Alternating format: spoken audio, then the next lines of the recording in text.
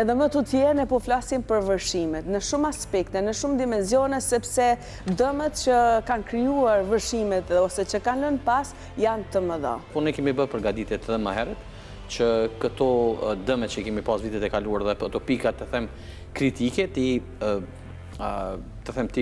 anashkalojmë, ti adresojmë me kohë, dhe mirë po normal që edhe në Kryqëzet kemi pas sasi më të vogël shiu në krahasim me komuna tjera. Për llogaritë dikon që është rreth 120 milion euro domi që është shkaktuar në të paktën për vitin 2016 dhe ato që janë zyrtare.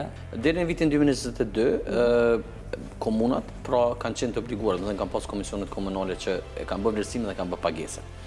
Me vendim të qeverisë vitin 2022, kjo përgjithësi pra është marrë, deleguar tek nivelli qendror. Kryesisht në disa prej komunave që janë pothuajse çdo vit ose të paktën 2 deri në 3 herë në vit atakohen prej vërshimeve dhe kjo kryesisht për faktin ose për faktorin njëkohësisht edhe nivelli komunal edhe nivelli qendror sepse ka investime të paplanifikuara. Në përputhje me legjislacionin e fuqi, duhet të theksoj se procesi i vlerësimit të dëmeve është ende në zhvillim.